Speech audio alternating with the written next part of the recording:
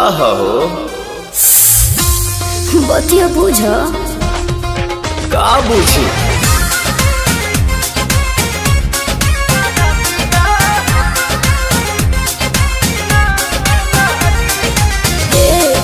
का हो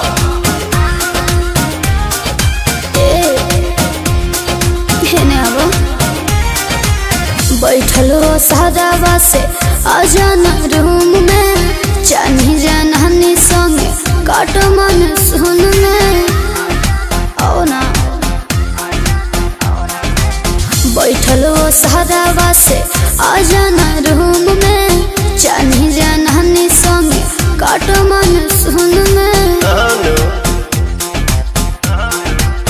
हो चला कमर के भीतरे हमहू बानी हिटरे मजा तो के मिली जैसे आगी तो चप धन हो सरदिया ना लागी मजा मिली तो हरदिया ना लागी चप धन हो सरदिया ना लागी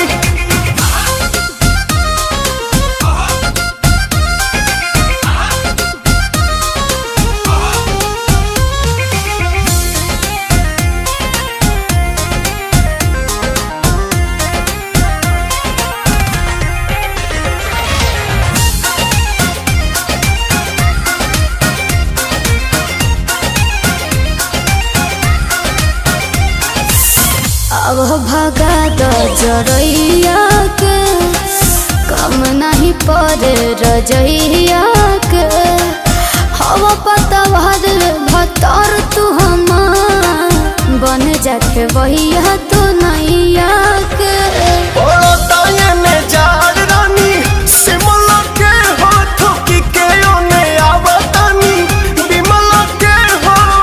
सजल व्यंजन करे द मनोरंजन मनवा भइल बा हमरो बागी तो चप धन हो सरदिया ना लागी मजा मिली तो हरदिया ना लागी चप धन हो सरदिया ना लागी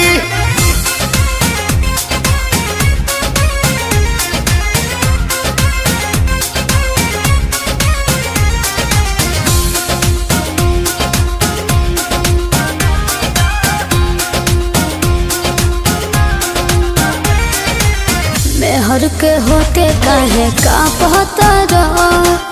देह कठुआइल खाली भापतर चूल्ही में लवना डाली तो पतर बानी बोलावत तो सारा पहतर खोली के होने फेंक देनी इनरिया जानू पलंगिए पहोइयो जे दिनरिया जानू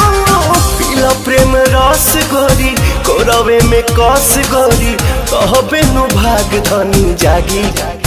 तो चप धन हो सरदिया ना लागी मजा मिली तो हरदिया ना लागी चप धन हो सरदिया ना लागी सरद के दवाई तो मर्दे न होला।